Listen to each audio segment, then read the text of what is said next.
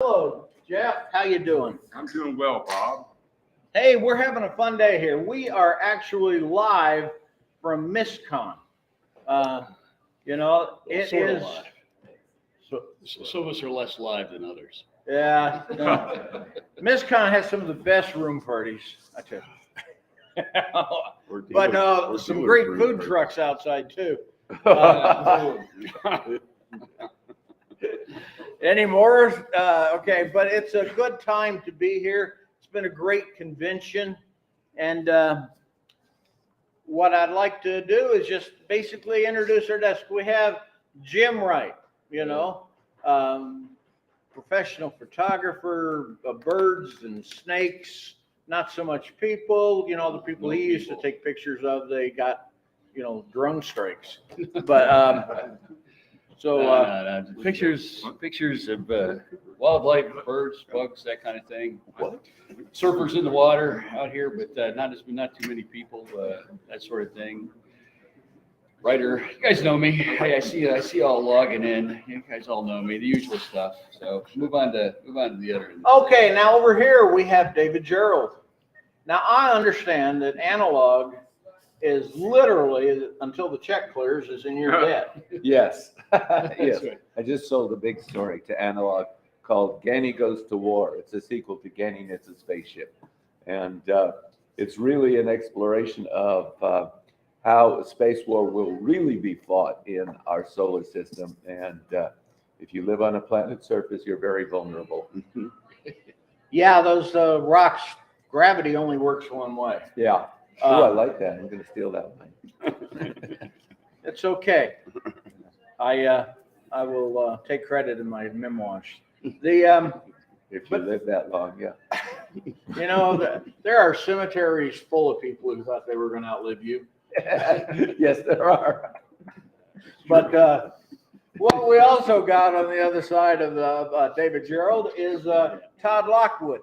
Now, many of you may know Todd best for dragons. Now, even you have a best-selling book out called Summer Dragons, right? Right. But also Dungeons and Dragons 3rd edition. I mean, if he drew Dungeons too, you'd have the complete package.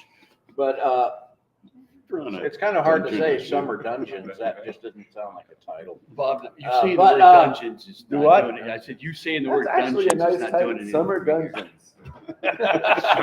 Summer not. I'm getting a little frightened, Bob. All righty. And then back in the corner, we have the author or the artist of the Cities of Earth. And one of the best things I can say about, what's that? Last Cities of Earth. Last Cities of Earth. First Cities of Earth didn't make the cut. We found the ruins, though. I actually bet there was somebody with a motorhome drove through them.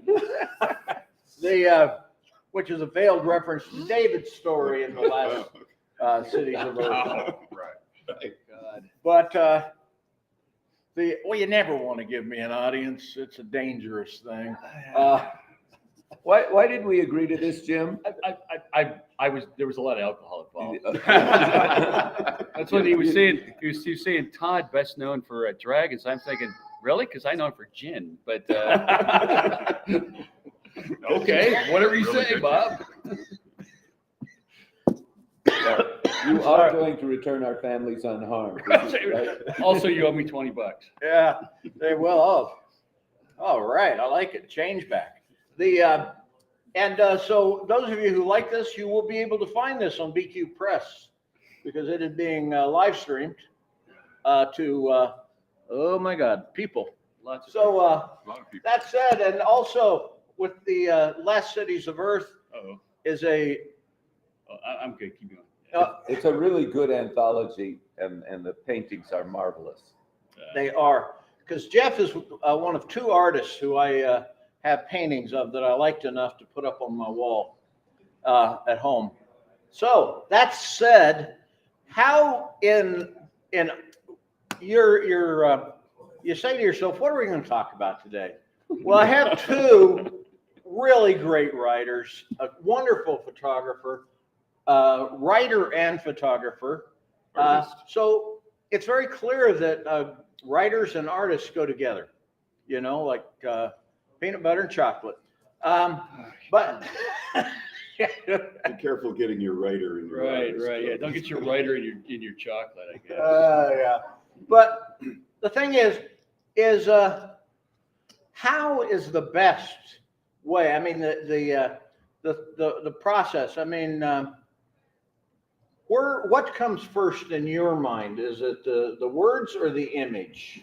Well, it's the image for me, for sure, because I spent the most time in my career making art, but I grew up making art and stories together, and so there's always a story in my pictures too. Yeah, I For some reason, my completely agree. camera's out here. You know, he and I both came up playing D&D and designing worlds way back in the 70s. And You're showing here it we are active creating here, so our I own know it's world. on your Yeah. end. It's on my end. And started out visually, of course, with paintings and things like that, for me in particular, for my anthology. But then you start thinking about why these things are there, what made them, who made them, and you transition back into your head and you use a different part of your brain. I found out. Yeah.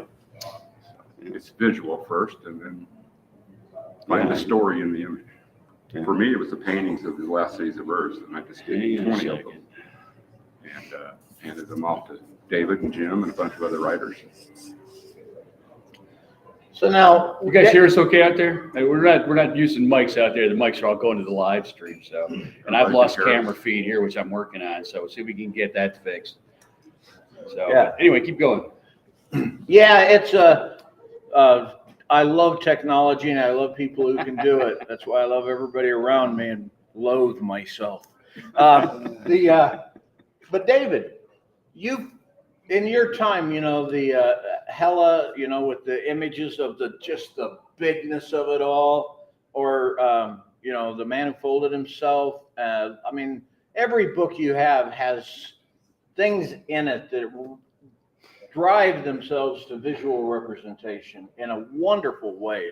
Do you think about that when you're writing? I tend to start with a great thought or first line or line of words or something, and I'm not, it's somewhere between image and words. I'm not sure what it is, but then what happens is I start building context. I have to understand why would such a thing exist.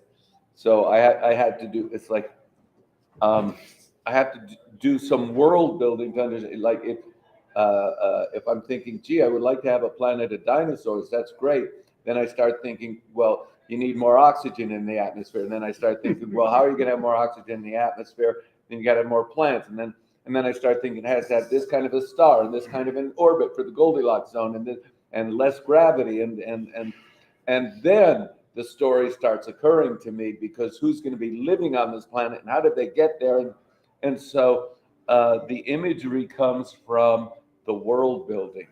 I have this, you know, in another life, I might have been an engineer because I keep wanting to know how things work. And that's where a lot of the story building comes, because once you start thinking about how things work, you also start thinking about who does it hurt. And then you have the story. Once you say who does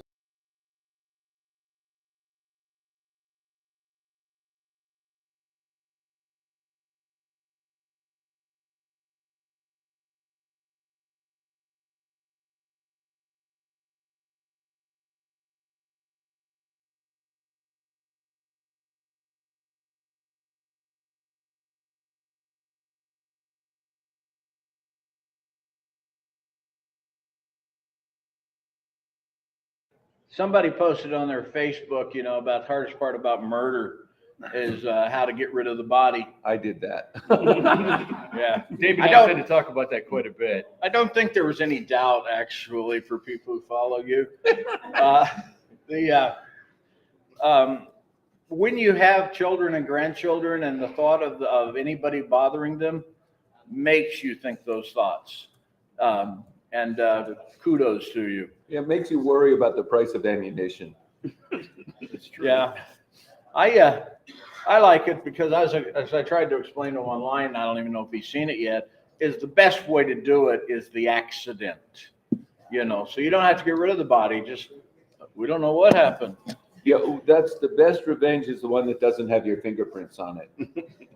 That is it. Now, Jeff, what Yes. would your best, if you had to go kill somebody,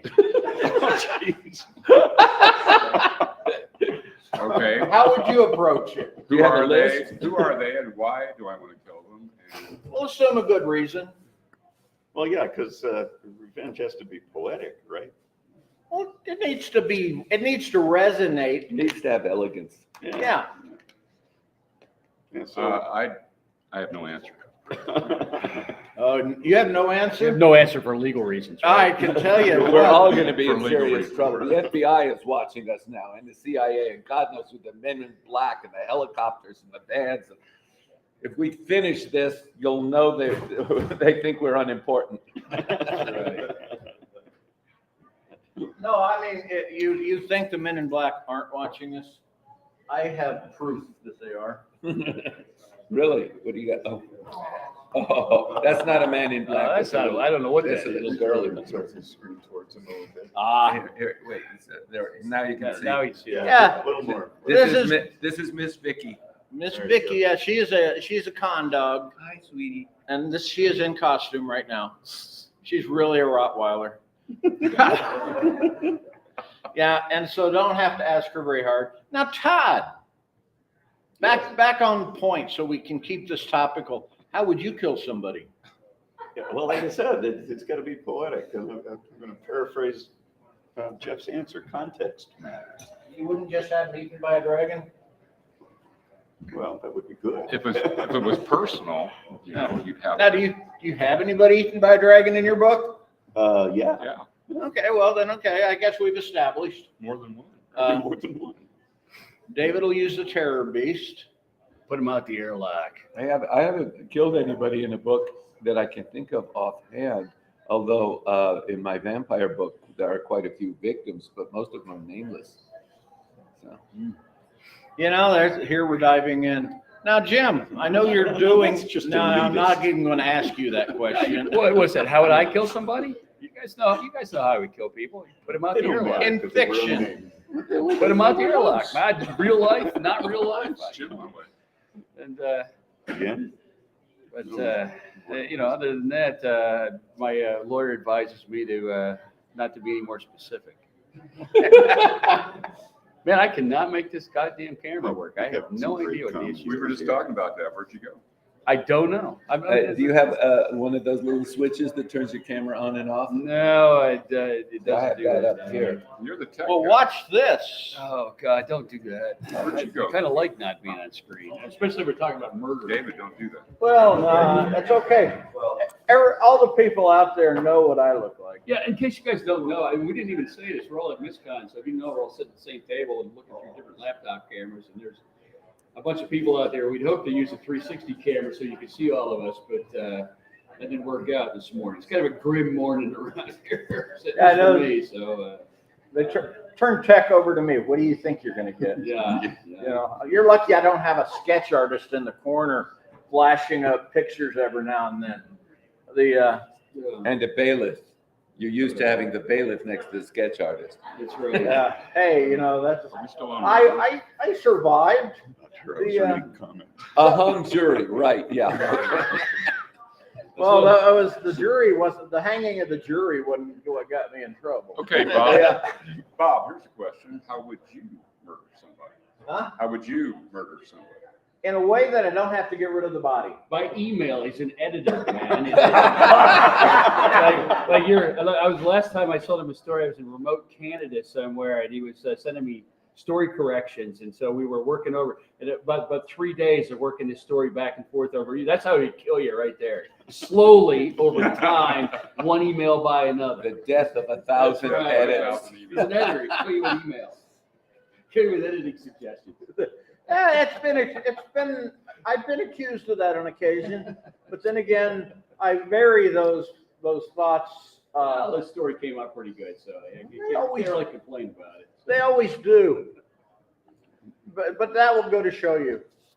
Hey, Jim, A here's an good interesting. editor has fun when he gets to edit Jim Wright or gets to edit David Gerrold. Yeah, an editor doesn't like the taste From of his Michelle, coffee till he somebody- pees in it. It sounds more like. We saw you, Bob. We saw you with your coffee. Disappointed. How Didn't did I get let- near mine. How did my editorial, let's talk about books. So Jeff, you're best known for not only your art, but when it comes, I mean, your art is everywhere and it's incredible. But it's a centerpiece of this book called The Last Cities of Earth. You want to tell people a little bit about it? Because I stopped by and tried to get a copy from Sold them Fairwood. out. Sold them out yesterday. They're all sold. Nobody has them anymore. Jeff does. I do, at home. It's a project I started like in 2014. I'd done a demo at Oricon, which is a Portland convention, and it was a floating city.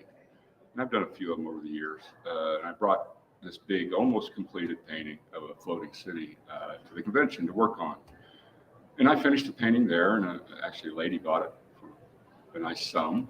On the drive back to Seattle, and being the old D&D world builder, I got to thinking, my son's asleep in the back seat. I'm just driving. Why was that city up there? Who put it up there? Why? And the next thing you know, the wheels are turning, and I almost had to pull off the exit because the epiphany was so strong. The imagery, the story almost came intact, almost at once. I'm a volcano, plate tectonic, earthquake geek, and I know I do. immediately I thought of Yellowstone. I've been reading quite a bit about supervolcanoes. And the story is in 2085, scientists announced to the world that Yellowstone is going to explode in less than 6 years, according to computer modeling. In that 6 years, countries around the world panic, basically. There's a lot of high tech, anti-grav devices, things like that. Cities are lifted up to tap the solar energy because of the nuclear winter that's going to come from this event. And it's a bad one. We jump a couple hundred years later, and what's going on in all these cities that have now become very isolated? There's airships that ply the airways between cities for trade, and they salvage and scavenge the ruins below for whatever they can find to trade. And then I went to writers and started asking them. I didn't even tell them the story. David said, sure, whatever you want me to do, which is amazing. Several of them said the same thing. Whatever you want me to do, I'll write for you. So we ran a Kickstarter, did the book. I had done a whole bunch of paintings that were in the book. Actually, each story has its own illustration. And David and Jim and Steve Perry and Kat Rambo and Mike Resnick's last story, Jody Lynn Nye, and I'm sure I'm missing other people, Raven Oak. Did John Pitts get you this story? No, but he helped me write the backstory Bible. The Bible is it's a document that writers, when they come into a shared world like this, there are rules, and writers, you got to rein them in sometimes. And the Bible, yeah, David, the Bible, the Bible was over 100 pages, and we tried to cover everything. John Pitts. I never read the Bible. I just wrote my story. I know you did. You told me that. You asked me like 5 questions, and you wrote your story. And I mean, again, I read every goddamn word of that Bible, and then picked out the tiny little 2-word obscure reference and wrote my story around that. So. Tell them the reference. Tell them the reference. Oh, which one? The first one? Yeah. You had mentioned that one was the story set in Alaska, which is, not only is the whole world frozen and destroyed, so I picked a place that was 1,000 miles north and even worse. And so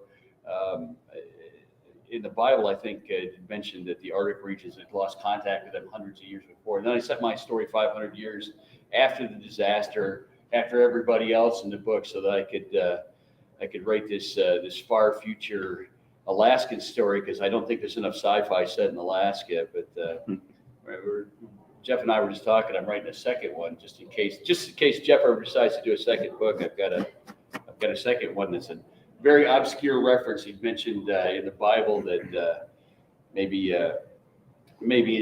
not in addition to the cities going aloft, some people fled to the other worlds in the solar system. It's a single line in there, and that vastly intrigued me. And I spent about 4 days doing nothing but thinking about that and going around in circles. So, because that's how my brain works. As Jeff said, sometimes you have to rein writers in. Yeah, you have to And say, I appreciate that he didn't glance in my direction when he said that. yeah, you were fine. Yeah, A few other writers that I have. Yeah, my story was called Jack and Jill Went Up the Hill. So if there's a second book, I have to find another fairy tale. It's either Goldilocks or Humpty Dumpty. Now, David, you mentioned that you'd like those characters. You might go on with something with those. Yeah. Now, I'd comment on it, but I've never seen the Bible. Well, Go in the art show. There's a book on my panel in the art show next to one. Boy, of he the Well, missed- the Bible starts off with, in the beginning was the painting. That's right. That's right. And the painting was good. Well, what's funny about this, Jeff Jeff did, looked on his works and was pleased. Jeff did what? How many paintings you do, Jeff? 20-something paintings? Yeah, And they were all different ruined cities. right. And so when I wrote my story, I didn't use any of those paintings, and he wound up having to paint. And the worst part about it is in my story, the city's long gone, so and it's this bleak Arctic landscape. So he wound up having to do a painting that was just snow.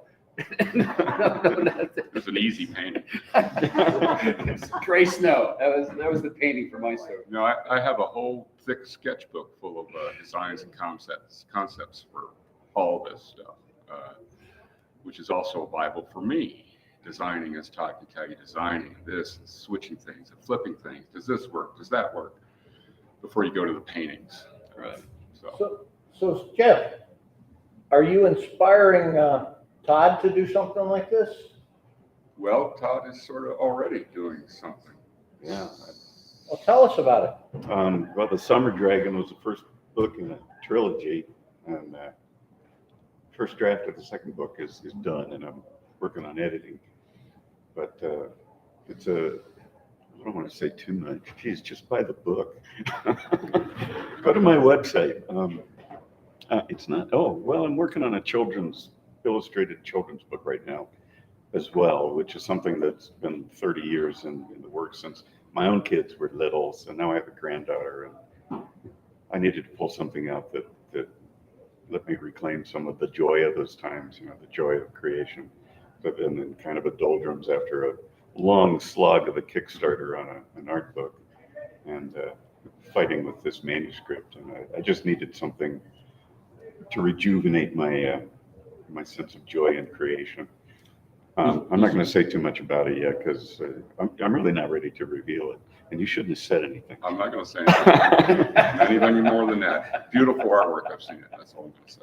But the trilogy, it started off as my political rant, and I thought I'll dress it up with dragons to the point where I don't recognize it anymore. Yeah, that's what George R. R. Martin did too. Yeah. That's exactly it. Yeah.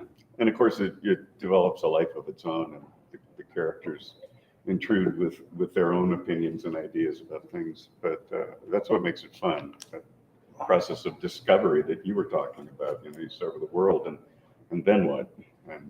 Well, you start thinking about all the little pieces that have to be part of that world to make it work. Exactly. Yeah. Exactly. Yeah, we tried to think of everything we could think of: the environment, the climate, political scene. Try to imagine 200 years into the future and how the world looks, and try to cover every single detail John and I could think of. I So was on a panel one time about world building, and everybody's talking about their minutiae. I said, no, first you start with the star. How big is it? What color? Where is it on the spectrum? Then you decide the Goldilocks zone. Then you decide and they go, David, stop! I said, no, you really need to do all of this world building, especially if you're going to have a bizarre environment. You need to know how, this was a big problem for Annie McCaffrey. She wrote these wonderful stories where the thread falls. And poor Jack Cohen, who was both a biologist and something of an astronomer, he worked his butt off trying to do so the science in that would work right when she started turning it into a whole series, because it doesn't make sense. And if you just take it at face value, we had to do some amazing planetary and orbital mechanics in order to justify the thread falling. I start with robots, but whatever. Hey, I gotta agree with David when we're doing a shared world anthology called Scott's Planet. It's about a large planet that's it's got a lot of things similar to the late Carboniferous periods. And what it is 1,300 colonists have bought into the corporation's idea to go settle the planet. 10 years later, the corporation says, hey, you know what? We ain't making any money off of you guys. And so they abandon it. But what David said, I had to figure out what was the star, what was the rotation, what's my gravity, how What's much the tilt oxygen. of the planet? Mm-hmm. What are your seasons? Very little. I don't have a moon, and there's not a lot of. It's a low metallicity world. Without a moon, you get other problems. I think there's a whole book, If We Had No Moon, that analyzes life exists on this planet specifically because we have a moon, which suggests that life in this universe is a little less common than we had hoped. Oh crap! You want- Anybody got a spare moon? Okay. Yeah. We'll figure it out. But I mean, we had. It might be possible. I'm not the final authority. It might be possible. It's just you have to recognize that a moon gives you certain gravitational and lighting and whatever. And it affected the tides, which affects the access to sand. Yeah. All sorts of little stuff. World building can be a pain. I love world building. Oh, it's fun. I love it. But Well, you start with robots, everything else just falls into place. Yeah. Yes. Jim. No, start with dragons. Start and with everything dragons, else right, falls in place. exactly. Yeah, Jim, there's no robots in my world. It so. starts with the word. They're not But there's dragons. good. In the beginning was the word.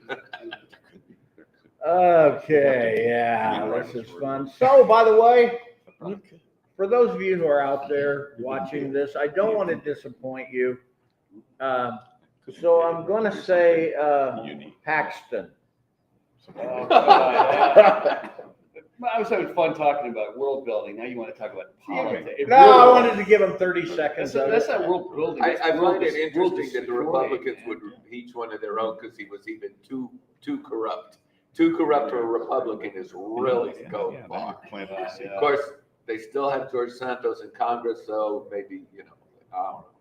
Hey, I gotta say, when you're Kevin McCarthy and your entire political career depends on Marjorie Taylor Greene and George Santos, God bless America, because we're gonna need it. Somewhere I think right now, that's his talking karma. with the budget, the tentative budget deal, and I see everybody howling about it. Somewhere right now, Matt Gaetz is in a congressional skiff tweeting, demands for a vote of no confidence.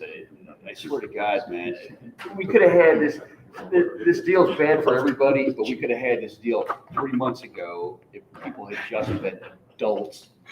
But we had to do 3 months of histrionics and grandstanding and mooning for the cameras to get to the part where we say, well, maybe we're not going to destroy the country after all. Well, thanks a lot, man.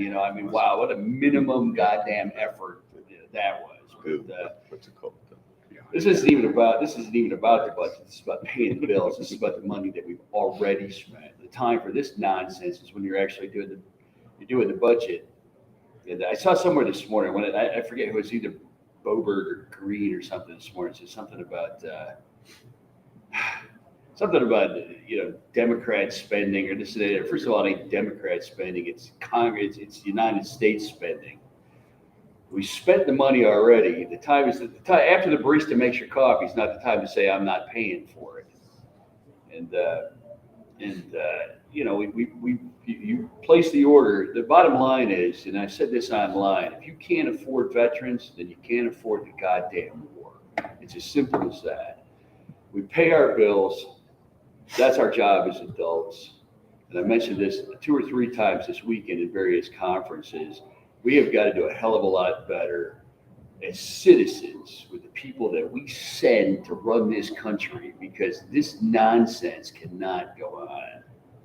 And there you go. All it took was, tell us about Paxton. That's right. We could have stuck with robots, but you wanted to talk about politics. Well, let's talk about robots. Mike Pence is he gonna announce?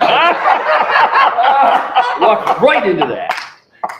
Yeah, thanks, Jim. You gave him the straight line. I almost want Pence elected president just because I want to see the Disney audio animatronic in the Hall of Presidents. Mike Pence. The only bigger stiff in DC is Mitt Wouldn't even Romney. be able to tell it was a robot. That's the thing. See, that would be the gag. It wouldn't be audio animatronic. It would be actually Mike Pence. And at the end of the show, he actually steps forward and you realize it's actually him and not a robot. And nobody knew.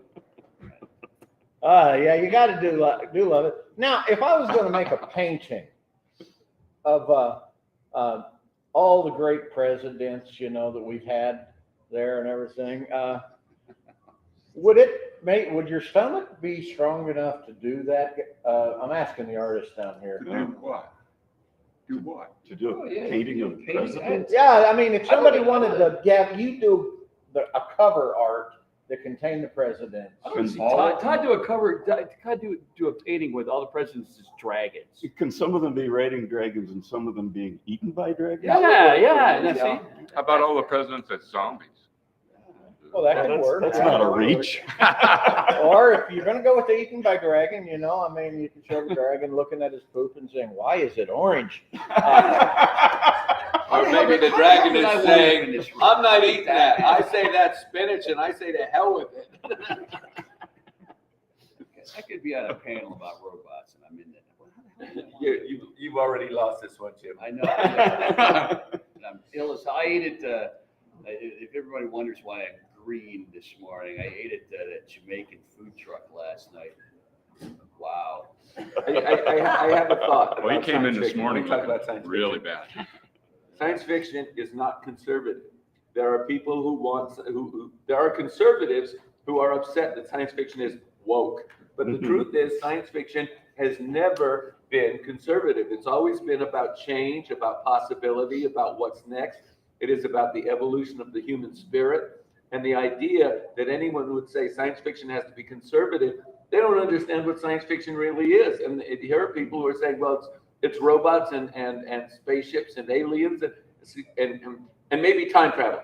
But they're wrong because it isn't. It is about what do all of these things let us know about the human condition and what's next? Where are we going? And the idea that there are people who say there are woke people running off with science fiction. Yes, that's what we're supposed to do. That's what we're supposed to do. We're supposed to imagine what's next, what's better, where do we go from here? The way things are is not the way they have to be. What do we, that's like Gene Roddenberry used to say that about Star Trek all the time. Don't tell me Star Trek wasn't woke. Like, what was that episode with Frank Gorshin with the half black, half white?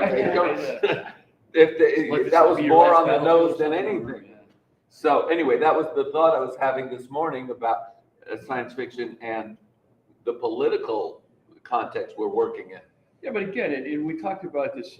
We did a couple of panels on this in Spokane when this began, because Spokane is really where this whole, the genre's gone to hell. We're being super inclusive. No shit, man.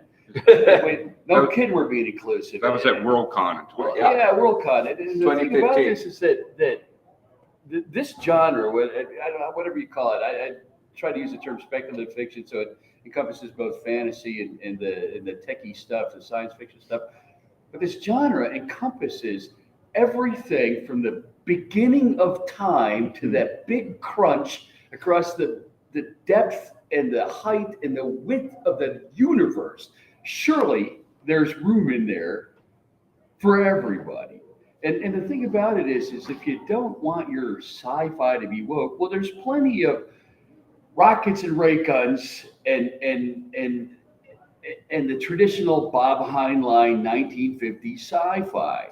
And even Bob was, for the 1950s, Bob was pretty goddamn woke. But the thing about it is that if your thing is going out in the universe and finding aliens and killing them, you're writing about space marines, There's plenty of room for that. There's plenty of it. There's whole tables of it out there on the dealer floor. Nobody says you can't read that. If that's what you like, read that. But there's plenty of room for all the stuff that's being written now, the progressive stuff, the stuff that includes people of color and LGBTQ people and people that don't fit into any category. There's a whole goddamn room full of those people out there. We do have to acknowledge this panel is all old white men. And, Yeah, that is and absolutely I do want to true. acknowledge that there's some great work being written by people like C.J. Cherry and Yeah. Norman Jemison and Connie Willis and we just couldn't get them on this panel. Yeah, I mean, there's incredible stuff being written by people all over, and it's not just that. It's the artwork. It is the music, and again, I said this. I sat in a room next here and did a photography panel yesterday, which really wasn't about photography. And what I talked about is photography is a metaphor for sci-fi. Again, it's how you interpret it, it's how you see it with your eye, and there's no real wrong way. The only wrong way to do it is to say that my way is the only right way and everybody else doesn't belong here. That's the wrong way to do it. The exclusivity nature. That's exactly right. Now, speaking of exclusivity, I understand that at Spokane, or the Spokane Convention, a lot of awards didn't get given. Yeah. Now, I heard also that there's somebody that was like a prophet, and built an asterisk. Stop. We've already talked about this. But I was just We curious, haven't done who was podcasts the on it. asterisk? Well, it was This asshole in over here. in the run up to it and discussing it on Facebook. I mentioned you guys had put an asterisk on the Hugos because they had run a slate, and I said you guys and it occurred to me we should make up some wooden asterisks. And I talked to Jim, who's really a very skilled woodworking guy, and he made up these asterisks, and we sold them for $3 and $5, and the money went to Terry Pratchett's Orangutan Society because Terry Pratchett was the master of the footnote. But the second meaning there was that you guys put an asterisk on the Hugo. We're going to turn it into a fundraiser and make a difference in the world, which totally ridiculed their whole position, which was the goal anyway. But they went even farther with it. They said, "Oh, look, the asterisk is a symbol for an asshole." So when I identified it as an asshole, one of her, I said, "Oh, I totally forgot about that." Oh, yeah. All right. Well, if the foo shits, wear it. That's because when I picked the design, when David contacted me, and I did the design work for that award, and so when I picked it, I looked through all the different fonts to find the one that looked most like an asshole. Oh, now he tells me. I mean, if you don't want that, you should contact me to make your award. I gotta love that. Now, I got a question. We talked about science fiction is fundamentally got a high degree of woke in it. I mean, it is there. Now, you guys over here, we got artists. Now, is the political, and we talk about, has the political arena, the concept of woke, the concept of divisiveness, that that art looks woke or that book looks woke, has that impacting the art world? Not that I'm aware of. I don't know. The science fiction, art tends to be, like you said, progressive, future looking. Well, Now satirists, I don't know. I was just curious. Well, I mean, I think one of the things you got to do here, Bob, is we keep talking about woke, and this is one of my problems with the discussion of woke in the media and by politicians, people that are trying to legislate this. Is exactly what the hell do you mean by woke? Yeah. What does that mean? Right. I believe it means you're aware of the social ramifications of our actions, and that the people out there we are the government, and the government should be of the people, for the people, and you can't just say it's going to be of this group of people. Right. Like I said, I think you don't want to ramble on. When you talk about, well, I know you do, and of course, and I'm the worst offender of that. But when we're talking about words like woke, 4-letter word, and I prefer the definition that was used by the DeSantis administration when they had to defend themselves in court, when their lawyers actually had to stand in front of the judge, and the judge said to them, "What the hell do you mean by this?" They were actually forced to define the term in a single sentence, and it was that there are inequities in the history of the United States addressing certain groups of people, and what we're talking about here is simply acknowledging that those exist and trying to be better people in the future. And everybody nodded their head and said, so the next step was, you're against that, right? And DeSantis was forced to say, yes, I am, right? And this is the thing. We have these long arguments in this community, in every community in this country, in politics, in the people that are running this nation, where we're arguing over words that we didn't define, and they mean something different to everybody. And we're literally writing legislation. And this is one of the things that we talked about in AI, is the fact that it looks like you're actually saying something, but when you actually go through those sentences, they don't mean a goddamn thing when you put them all together. It's gibberish. It doesn't mean anything. The words are not defined. Yeah. Let me tell you a story here. The SFWA, Science Fiction Writers Association, has a magazine called The Bulletin. And several years ago, they had an excellent cover painting based on Red Sonja, which is a pulp tradition, which our artists will know who Red Sonja was. And several women who were somewhat militant about sexual politics. And I don't argue with their political position, but they took offense at the cover painting of Red Sonja because of, well, this is sexualizing women, rather than recognizing this was an acknowledgement of the pulp tradition. And then they got upset with Barry Malzberg and Mike Resnick, who did a monthly column. Resnick and Malzberg made a mistake. They had, I don't remember the details, but instead of apologizing for their insensitivity, they doubled down, and that was the end of their column. Now, I'm not saying that the women were wrong. I think they were right, but I also think the men were wrong as well, because not recognizing the women's issues.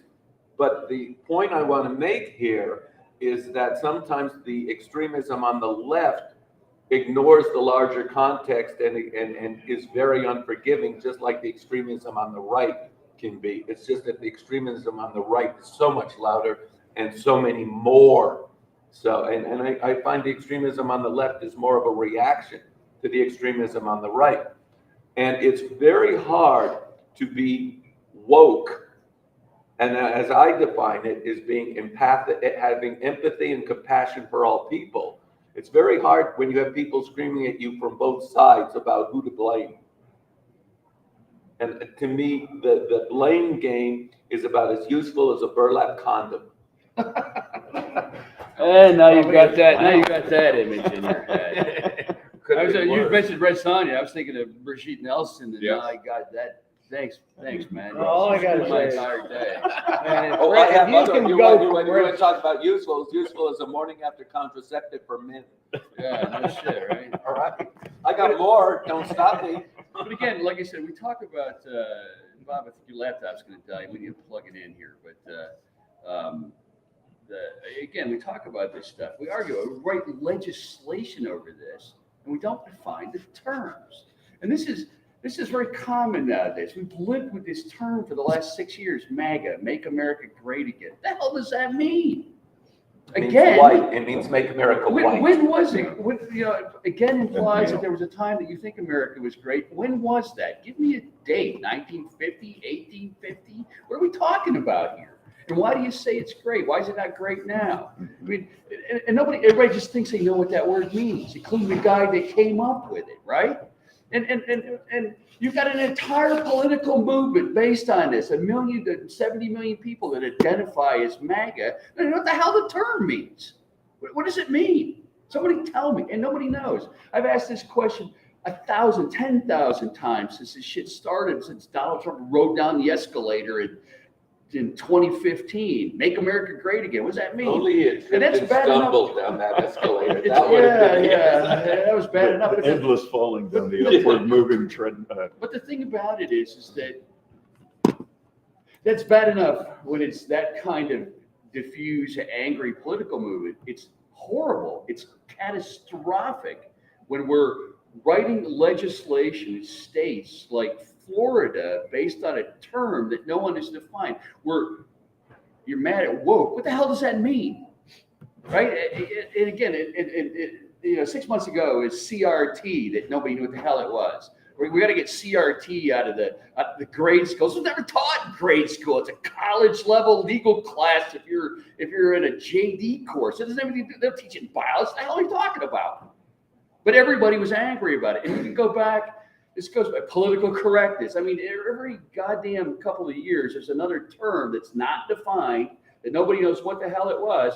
And It's an excuse to hate Right. other people. Remember when- They keep coming up with terms to hate other people. Well, remember when everybody was I'm not politically correct. What does that mean? You're an asshole? I'm not politically correct. What does that mean? Somebody tell me what politically correct means. All I was saying is, hey, man, maybe we should be respectful of each other. Literally, that's all it was. You're like, I'm not politically correct. I got it, man. You should wear a shirt that says asshole on it, right? And again, we have people in this country that are very angry about things that they don't even know what the hell the words mean. And we go through this stuff over and over again because there is a hell of a lot of money and political power to be made by making people mad about something. I don't even know what the hell it is.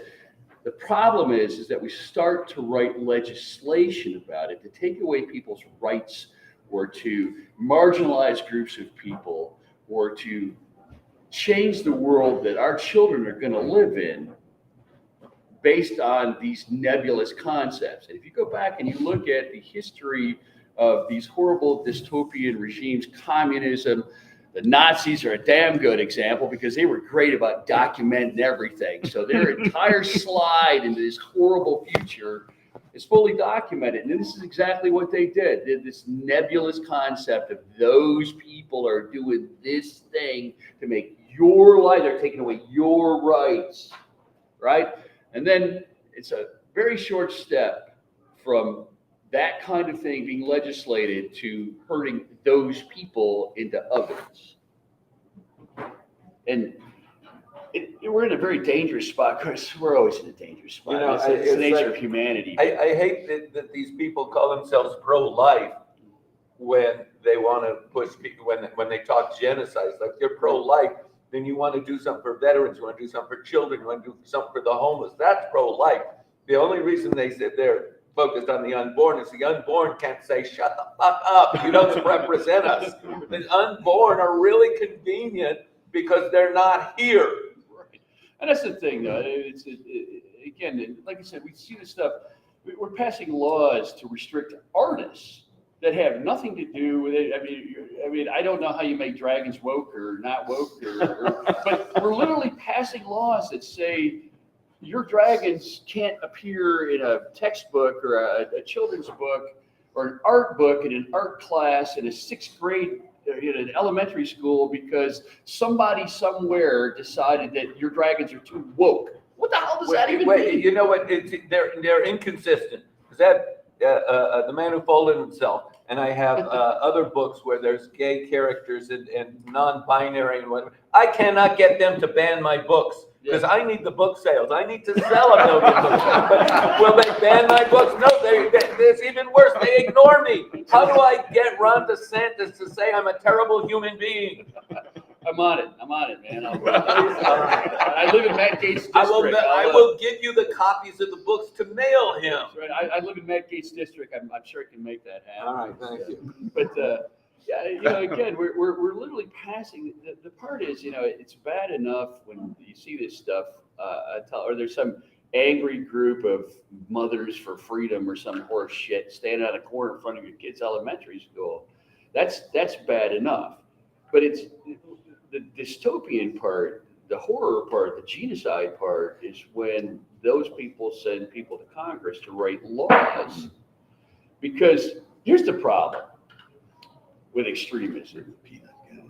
Extremism as a political movement requires that you can never idle down from extremism. The Nazis were never going to be good people, right? It wasn't like if the Nazis had won.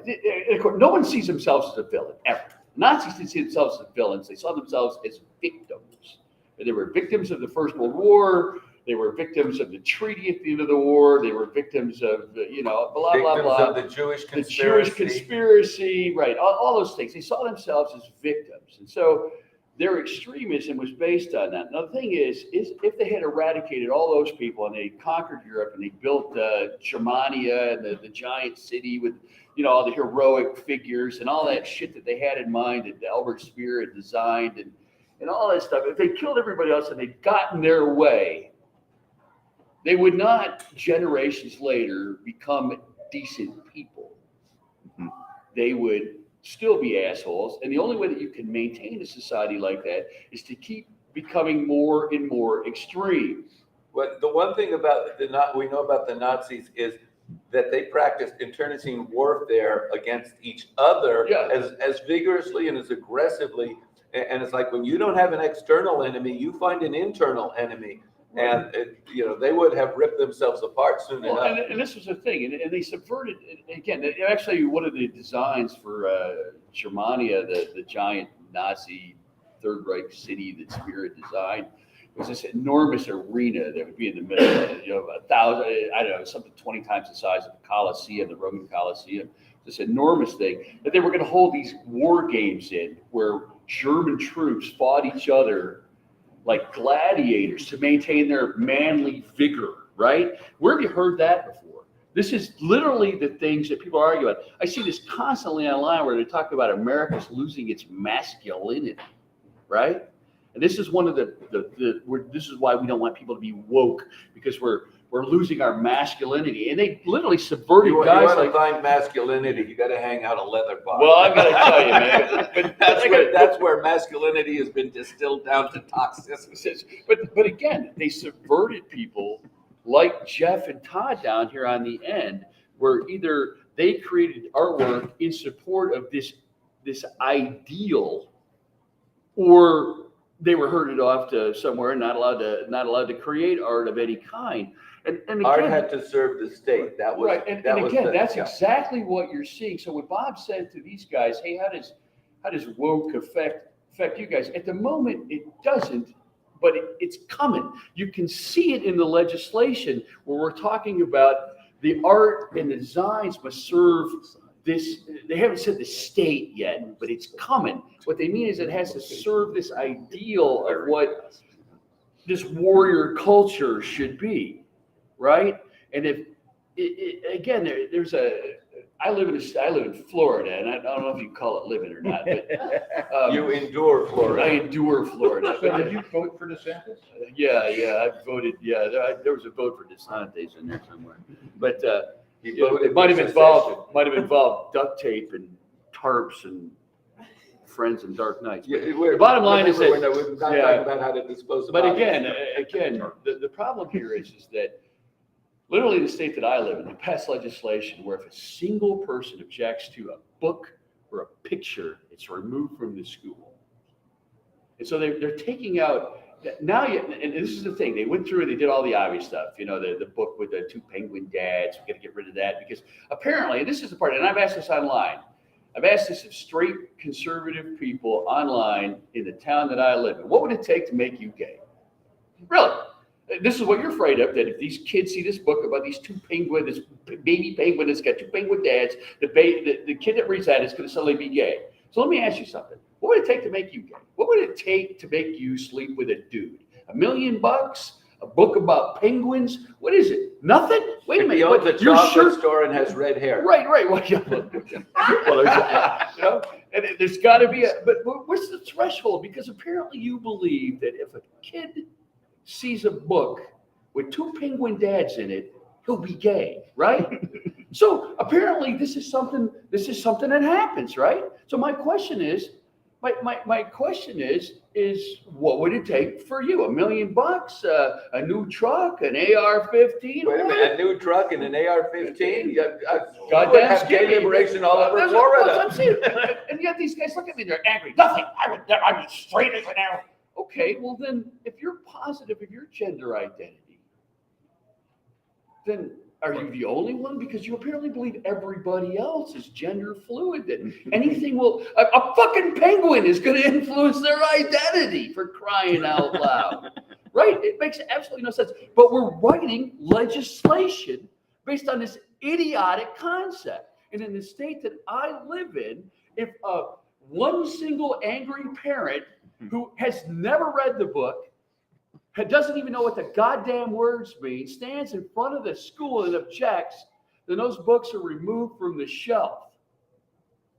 Those images, if someone decides that Last Cities of Earth is woke or dragons are too gay or some goddamn thing, that artwork, that creativity, those videos, we're in the state right now. We're all sitting in Montana right now where they banned fucking TikTok. Excuse my language, but you gotta be shitting me, man.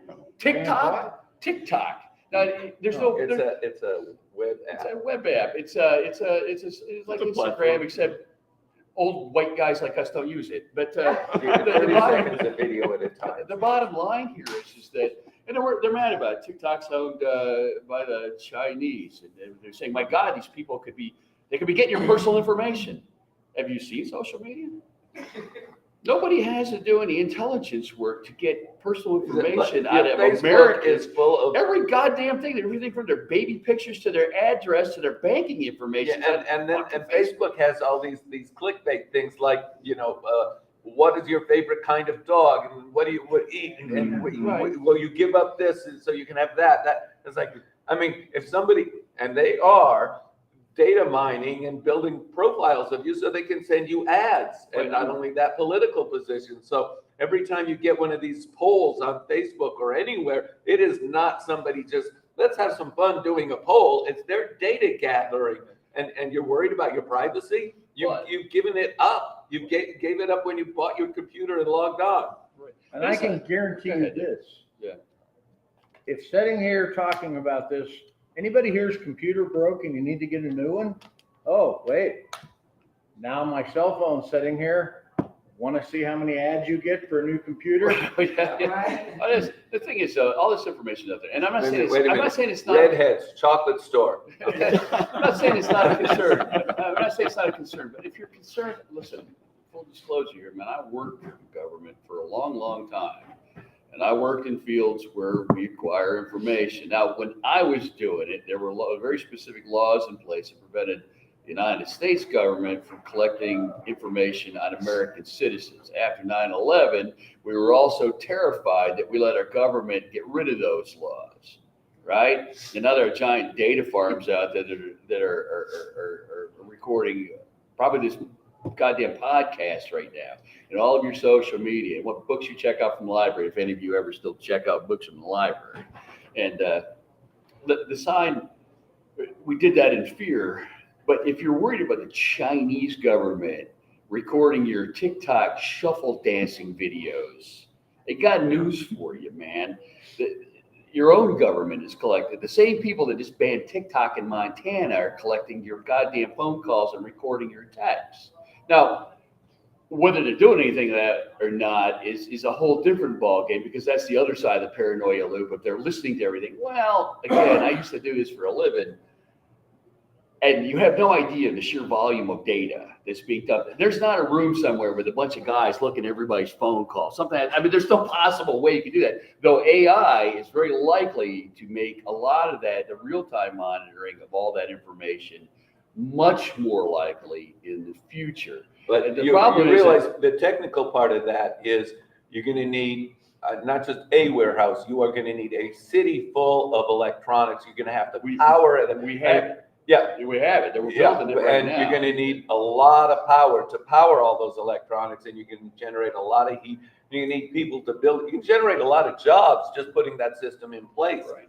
And are you going to get valuable data out of it? You're going to get such an avalanche, a flood of data, that the noise will outweigh any signal in there. So your best thing to do is the fact that you're typically, unless you're doing something really stupid, like sending threats to writers at science fiction conventions, not that would have happened yesterday, over the internet, and making an ass out of yourself in public, then the odds of anybody actually noticing you are pretty damn low. But again, these are all things. The biggest thing is, we talk about the technology, but what really matters is it doesn't matter whether it's malice aforethought or happenstance. What matters to you and the people out there watching us is that what matters to you is the end result. And again, you can see those end results happening in society right now. We're banning artwork, we're banning books, those things are not hysteria. Those things are the canary screaming at the top of its lungs. Those things are the precursors to every goddamn dystopian nightmare throughout human history. When you start banning information, when you ban art, when you ban books, when you ban YouTube videos or whatever the hell it was at that time, when you set out to hide information from the public for their own good, quote unquote, that is always, every goddamn time, the beginning. It's your red flag right there. It's anybody who says this is for your own good. That's the red flag. At that point, it's like, that's your, okay, I'm going to rebel. I will decide what's for my own good. Don't tell me you know better than me who I am. And I'll speak as a gay man here. It's like in my teen years, I was listening to people tell me, this is who you have to be. And I was unhappy. And when I finally figured out who I really was, the moment of liberation was saying, this is who I am, and you don't get to tell me who I am. And I not only said that to straight people, I even said it to gay people who said, you weren't the right kind of gay, you weren't the right kind of queer. I said, you don't get to tell me who I am either.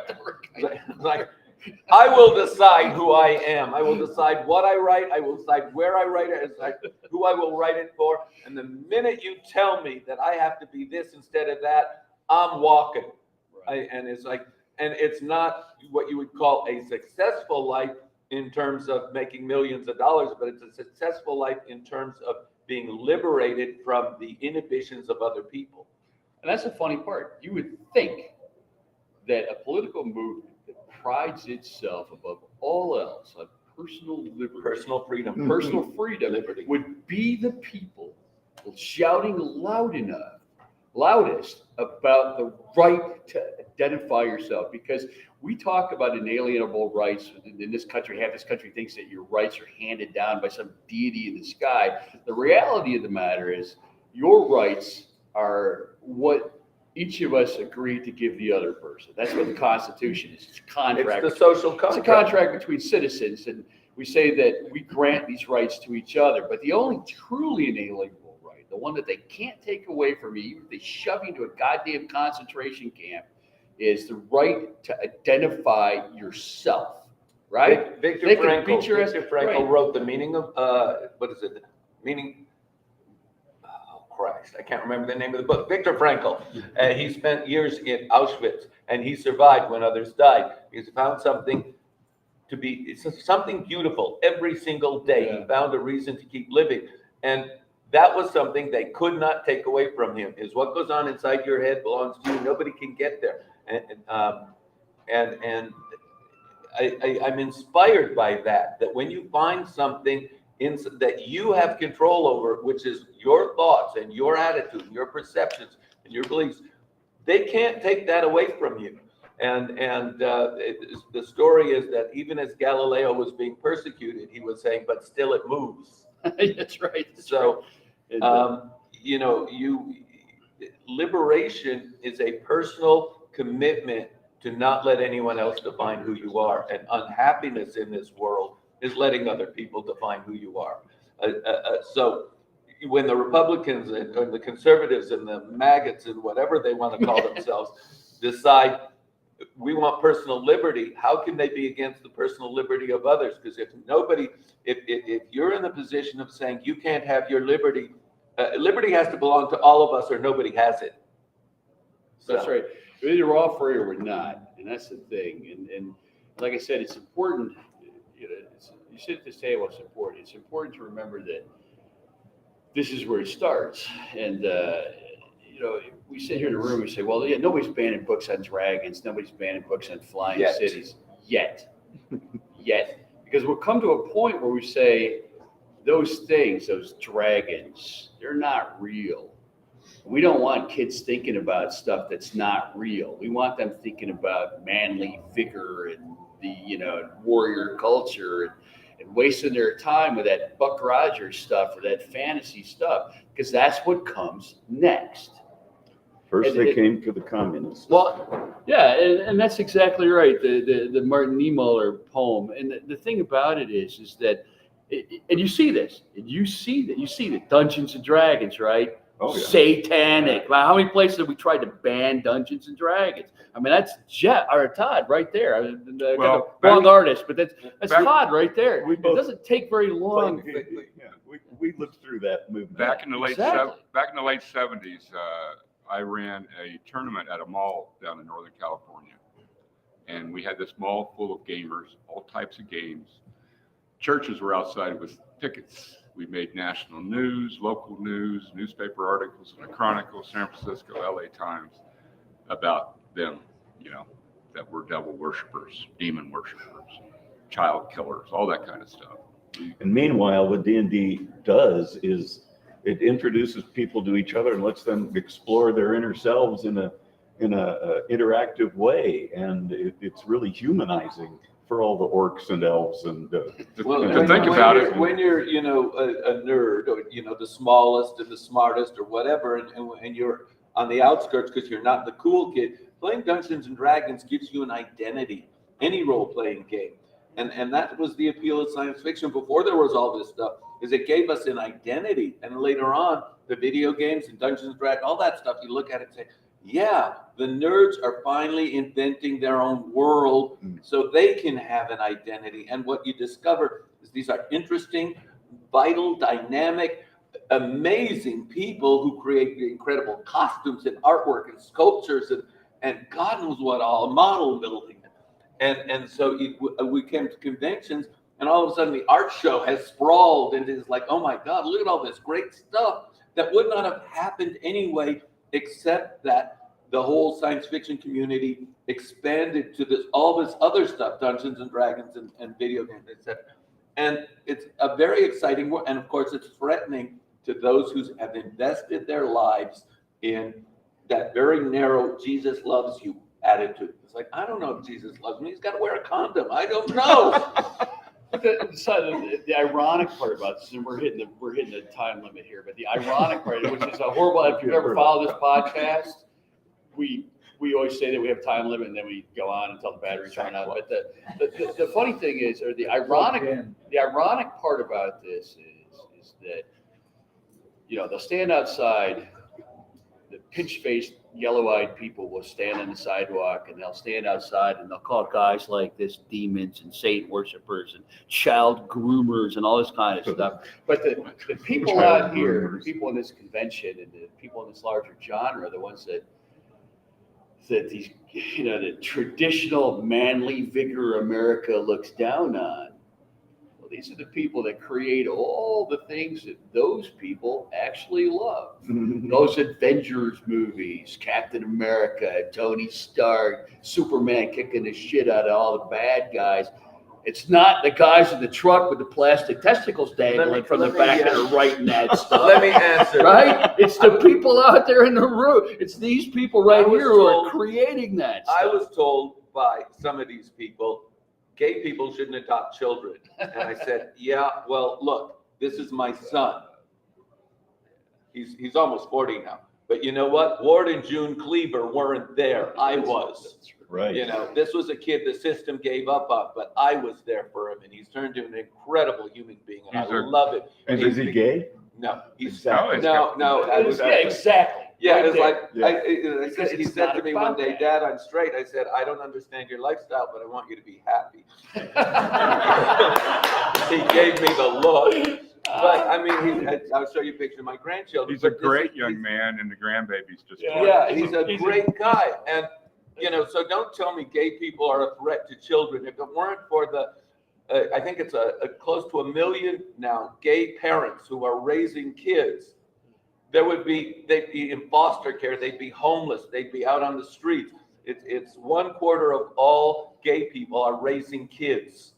And last I heard, it was like 500,000 kids are living with gay parents. So I'd have to check the numbers because it's been a while. But it's like what we learned, there have been dozens of studies. Gay parents are not only as good as straight parents, but in many cases have been better because we do our homework on how to be good parents. And I will tell you this about gay parents. Every single gay parent loves their kids because we know they're a gift. We know how hard we had to work to get our kids.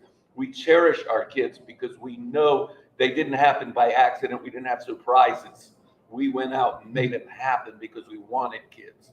And it, you know, it's being a parent is, and you know this, Jim, and you guys know this, being a parent is a challenge, but it's the best adventure. It's the hardest job you'll ever love. And it's great. And people who have their opinions about parenting, it's like, I don't listen. It's like, I raised a kid. I know a little bit about parenting. But the thing about it is, and again, you know, we're getting down to the end of it here. Yeah, on that note, the folks that holler loudest about how art or LGBT people or science fiction or whatever it is that we're talking about affects children, and oh my God, you know, this woke, so we're gonna get rid of this, or CRT or Satanism or whatever the fucking movie is this week about Satanism. These are the very same people who are right now passing legislation to allow children to starve, to go homeless, to have no medical care. And if you live in Arkansas, now they can work in the goddamn coal mine, man. You know, again, the irony, and it's not just them, and people, and it's not just one side that are hypocrites and the other side. People are like this, they're perverse. The trick is, or their lesson is that there's always going to be those people. The lesson is that we, those people that want a better future, have to be louder and more forceful and stand our ground to build that better future. And that has always been what this community has been about. Yeah, you know, and it comes down to this. I didn't want to be an activist, but the behavior of the others have made me into an activist. So if we must be activists, then God damn it, we'll be activists. Yeah, and the thing about writers, the ANPTP, where Writers Guild's on strike, the thing the ANPTP is about to learn is writers are experts in revenge. They're specialists. That's all they do. It's like, you don't want to go against people who are masters of narrative. and it's like, what's his name? The CEO of Warner's went to give a speech, a commencement speech at a university, and they booed him and they walked out on him. And that shows that he cannot control the narrative. We do. So that's the important thing to remember. But like I said, we're about quarter after here, Bob, and they're going to want the room. I was figuring the security is going to come busting through any moment. Yeah, they have. But there was a couple of things I wanted to add in thought we were here what till you said. 10 up. If they have taken this out, is that the biggest lie the right wing is going to tell you is that they're in the majority. Oh, yeah. It's a fact. Another half hour. Go to Kansas. Kansas, one of the most conservative states you'll ever find, where farmers got into their pickup trucks with their wives and their daughters and their cousins and their brothers. Which are all basically the same three people. And their No, mistresses. that's Kentucky. And they drove down to the polls and they said, no, I want my wife, my daughter, my child, my son-in-law to have choice. Yeah. 65 to 35. If you look at a map of the United States where the states are red or blue, that gives you the feeling that the red states dominate. But if you look at a map of population, forget the color of the states, you see that this country is mostly purple. And that red is not in the majority. I posted the map a few times on Facebook. It's just the population density and how they vote. And it's eye-opening. It lets you put aside this myth that the red is in the majority. It isn't. It's just the problem is getting the blue voters, the independents, getting the people who are rational about, it's called rational scrutiny. The people who are rational about what we need to do to make this a better nation have to get to the polls. We cannot be complacent.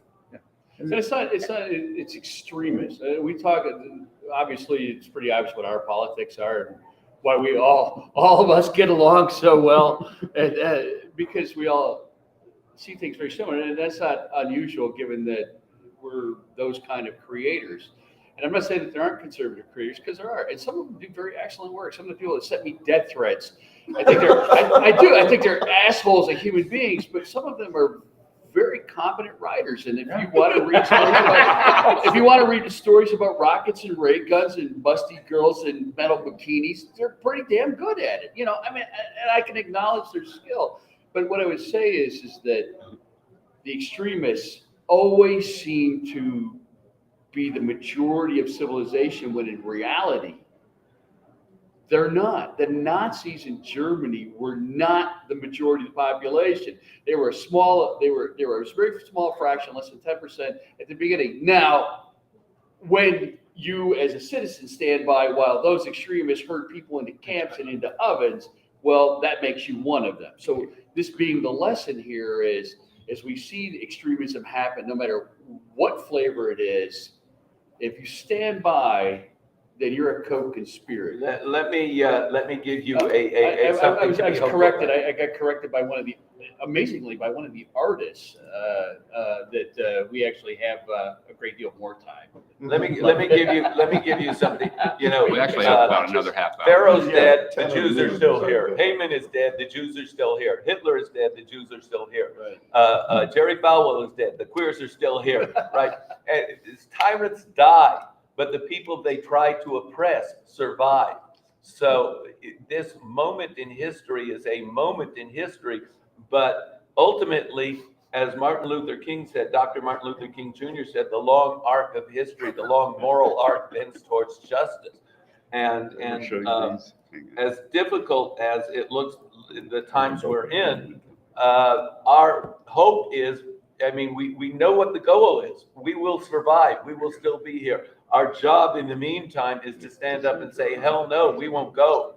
I'm mad as hell. I won't take it anymore. What are the other phrases of anger? All of them. Right. We have to say, this is wrong. I won't have it. Right. And again, I talk to people quite a bit, especially I live in the most conservative part of the country. I live in Matt Gaetz district in the Panhandle of Florida. There's a Baptist church on every corner. It's a very, very conservative place. And I talk to people, and some people, again, people don't see themselves as villains, and many people, it's human nature to be a single issue voter. And there are many of these people that are convinced that they can tolerate anything, any horror, any oppression, so long as they get that one thing that they want. And where I live, that thing is abortion. As long as Roe v. Wade was overturned, they are willing to tolerate any injustice, any oppression, any maniac and incompetent asshole in office, so long as that guy is anti-abortion. And so one of the things that we often miss when we say, when we say the things that we're saying, and when we try to chase the future, is that you have to reach those people in the one thing that they care about. And I've had this habit. I mean, I've talked to people. Again, I live in Matt Gaetz district, and there are signs that say, "Keep Matt Gaetz fighting." Well, what's he fighting for? Because he's written no legislation. He's never in the district. He's typically somewhere else with Marjorie Taylor Greene making money. What's he done for you? He's supposed to be your representative, the guy that represents you in Congress, your interest. What's he done for you? Is he the money that we're spending on bridges and roads in our district? That's Joe Biden. That's the Build Back Better plan that Matt Gaetz voted against. So what's he done for you? And the answer is he's anti-abortion. That's what he's done for me. And I don't care about any of the rest of it. And you have to ask them, have you had an abortion? Have you had an abortion? Well, I don't know, man. Where I live, it's like it's a bugaboo. It's a boogeyman for them. It's like, and the funny thing is these are people who, if they find themselves in a situation where they have an unwanted pregnancy, they will find a way to get an abortion. Well, sure, the largest but they just don't want anyone else to have one. The highest number. I live in the part of the country with the highest number of unwed teenage pregnancies. The average pregnancy out of wedlock where I'm at is about 14 or 15. And And, in those cases, it's usually a man over 21 is the father. And So that the is- problem that's- is not teenage pregnancy, but irresponsible men over 21 who can't Possibly keep their dick in relatives. their pants. Yes, and this is a true statement, Might but be your again, Might have these been her people, uncle. Relatives. you can see, And you can see it where might have been their folks, uncle. Or Right, big well- brother. but again, you can see where Cousin fuckers. human beings can rationalize anything. And we can talk Trying to get as much ourselves advantage. into the worst, most horrible genocide, the worst oppression. We can talk ourselves into Donald goddamn Trump if that's what it takes for that one obsessive belief. And, those are the things that we have to overcome. And it's becoming increasingly difficult in this age of mass media and social media where memes, and we often think of memes as funny cat videos, okay, but memes, in reality, what memes mean is a mass perception of a particular ideal. And in Nazi Germany, it was the fact that the Jews were in the background working against everybody. Even though none of that was true, it was a common perception in the country. It's also a common perception in the United States right now, by the way. But also, again, this takes us back to the definition of things like woke and CRT and all that kind of stuff. Critical race theory, was a huge thing for a couple of years. People screamed and hollered about it. My God, we've got to do something about it. In reality, none of that existed in your children's textbook. None of it was taught in your schools. None of it was part of anything that had to do, unless you were pursuing a Juris Doctorate in law school. None of that was in your curriculum in any fashion, and certainly not in kindergarten, right? But it became this huge political movement, and no one even stopped to check. You know If where this what these political people were saying movement was came true. from? Jerry Falwell Okay. invented it. And it's like before Jerry Falwell came along in the 80s, most America was cool with that abortion had been legalized. And Jerry Falwell was looking for a money-raising scheme. And they threw a lot of crap at the walls to see what would stick. Two issues stuck: anti-gay and abortion.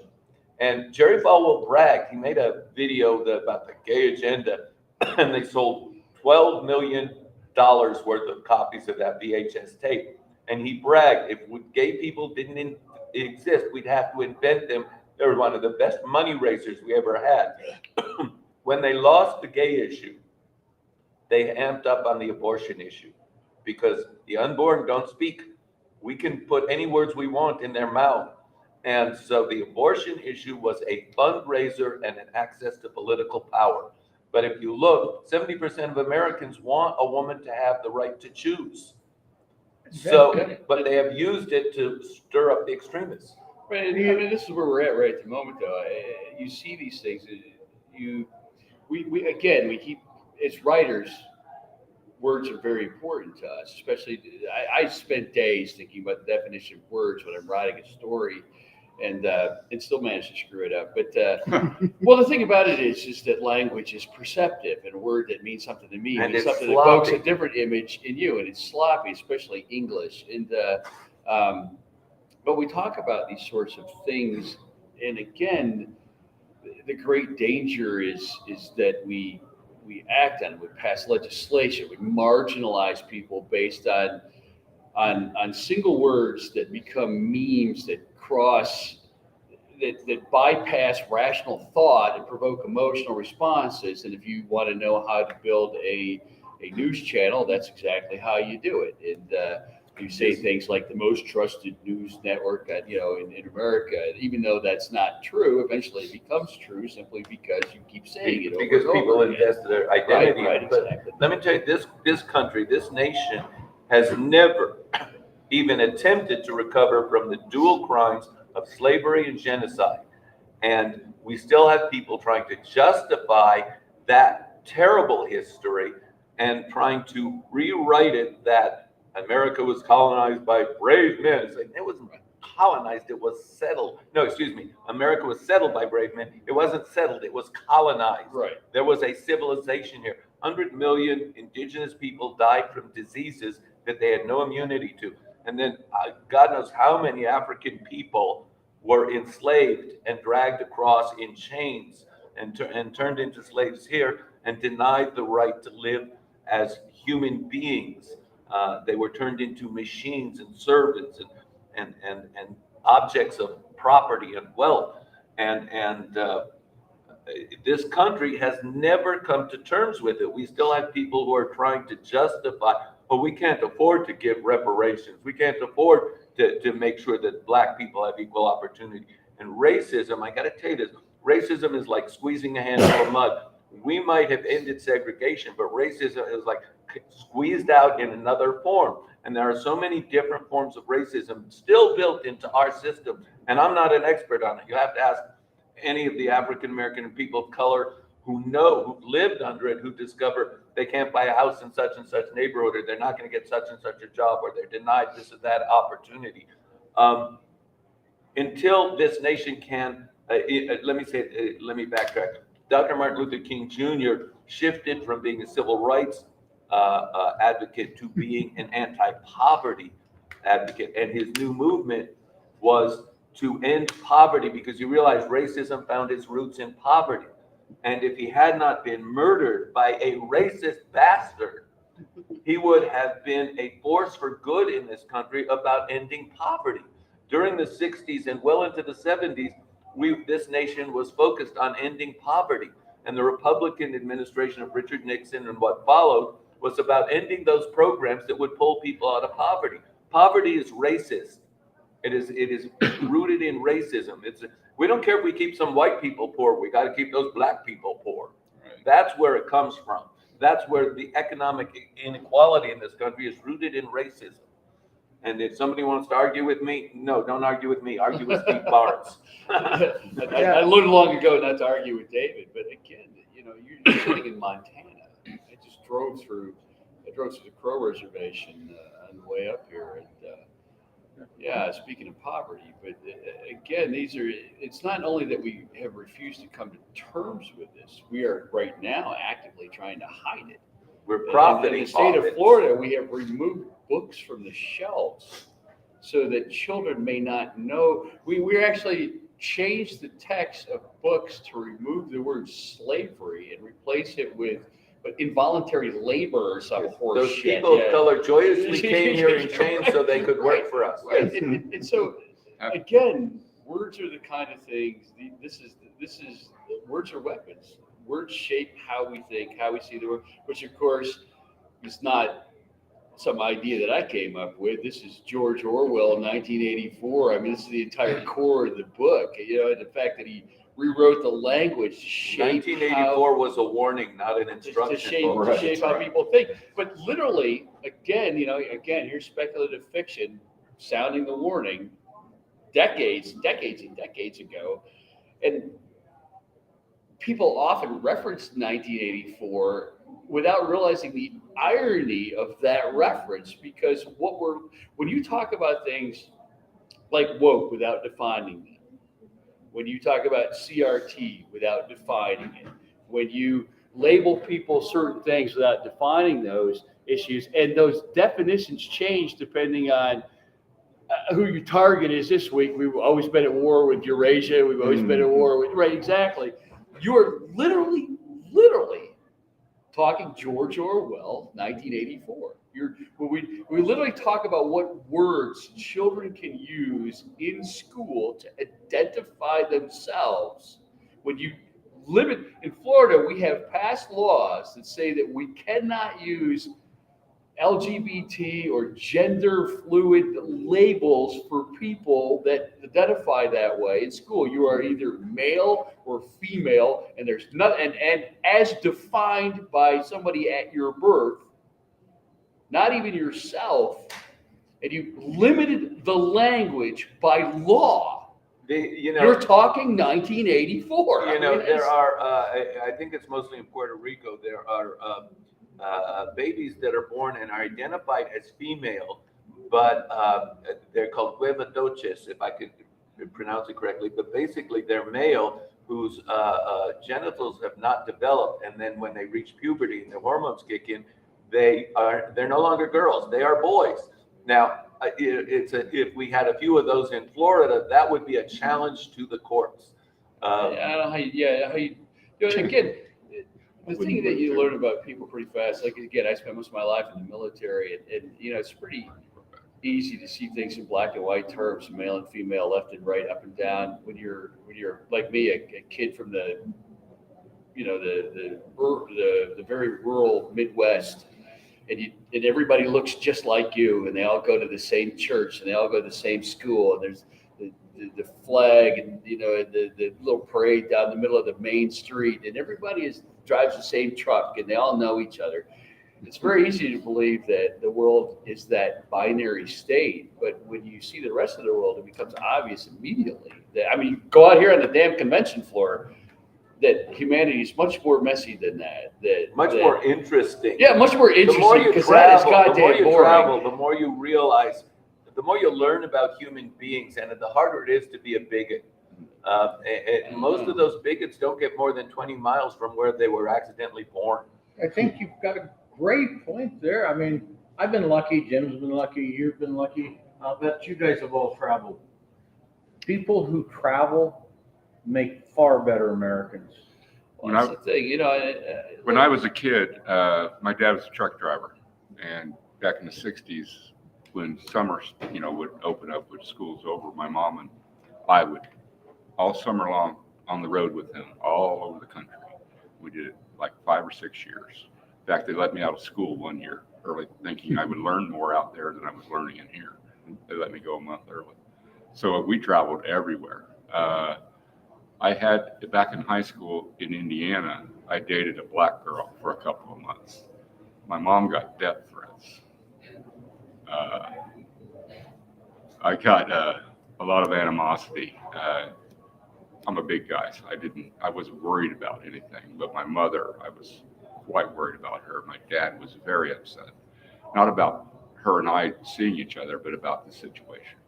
I grew up in a very open, progressive family, so color wasn't an issue with us. Her and I, lucky. her and I had to stop seeing each other. I mean, she was getting it from her side, and I was getting it from my side.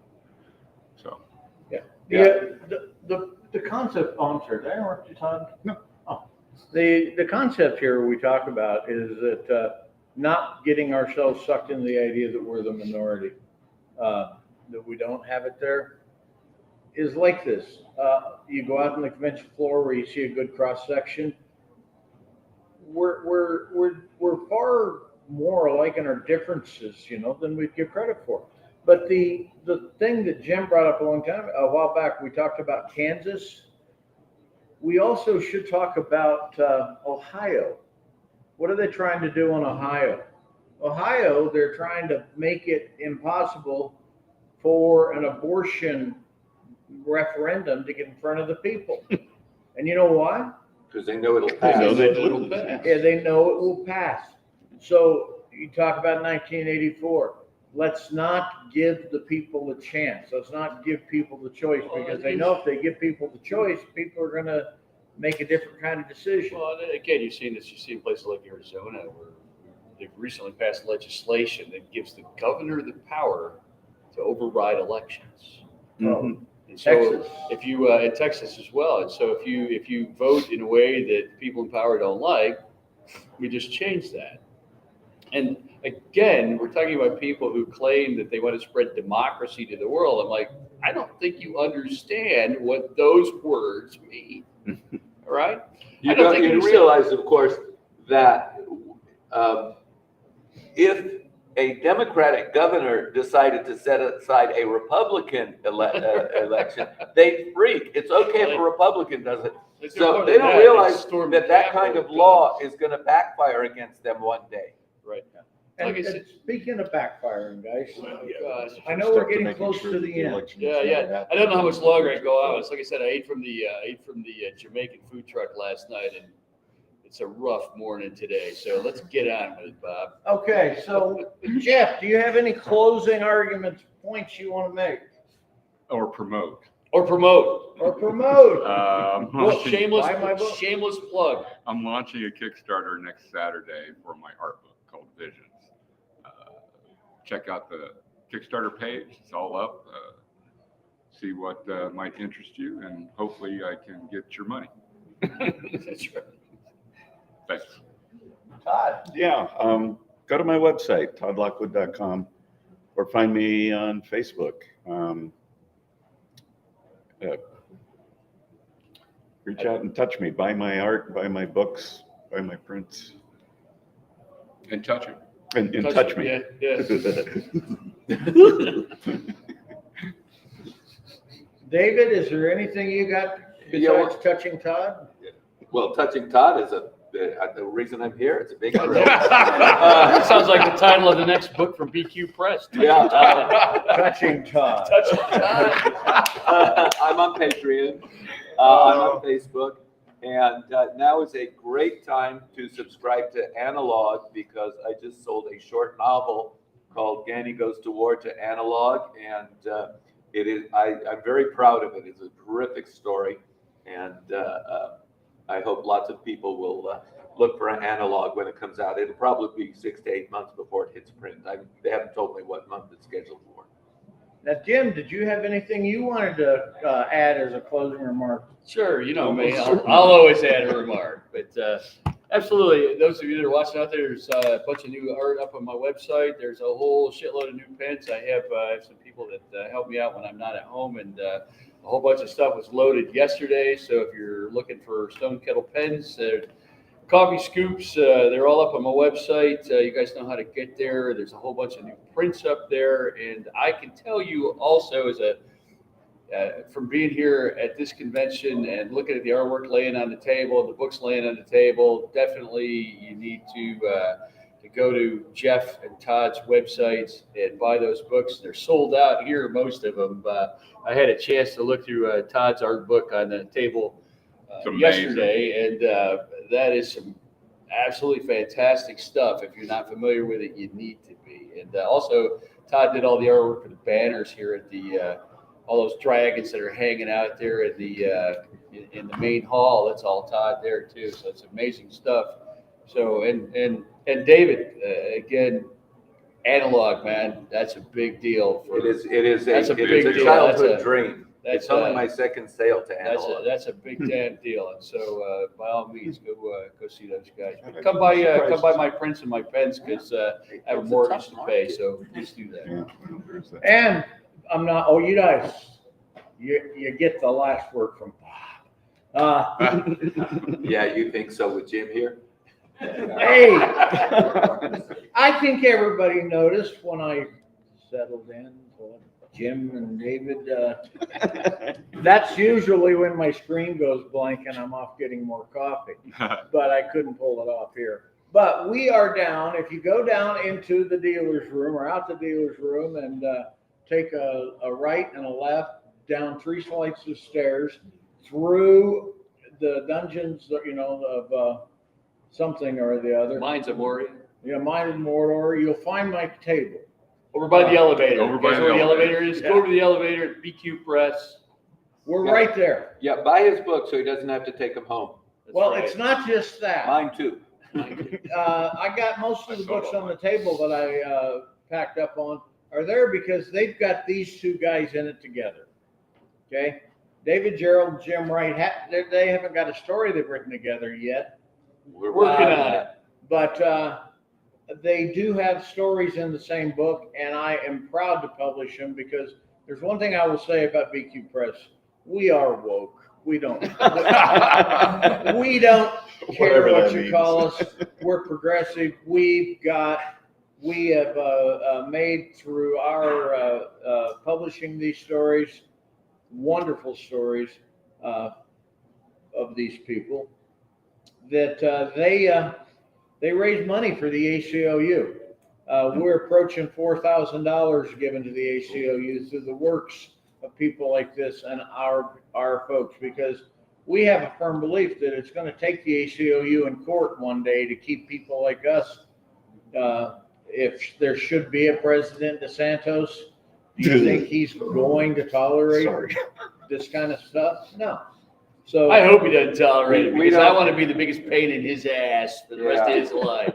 Yeah, we don't even get to be put up against a wall that has rainbows painted on it. We're just going to be put up against a wall So we're gonna start fighting back now. But those books, the books that Bob's talking about, so we can get on with this. They've got David Knight, but Bob pays us very well, but all the residuals go to supporting much better causes. And so go buy those books. There's a lot of great stuff in there and some amazing things. And the interesting thing about some of those anthologies, they're mixes of poetry and science fiction stories and fantasy and artwork and things that Essays. and essays. Yeah, there's a lot of my essays in there. The thing is that that kind of collection doesn't exist elsewhere. And it's also one of the cool things about how technology and social media have changed the genre. We still have the big publishing houses, not as many as we used to, and I don't want to get David started on that, but we also have a lot of other venues, and it's also allowed for the creation of small presses like B Cubed, and allows you to find material that you would never find in print anywhere else. So it's worth your time. And it is. Thank you, Jim, because Right. he's the man. So and we're gonna get a last word in, goddammit, there it is. As I was saying, we're right across from the elevators. You stop by and then you buy the book and then you track these guys down wherever they are and hand them a pen and say, please. Because they're good guys. All of them are. I don't know about good, but as good as you're likely to get around here. But so thank you very much. Thank you, folks.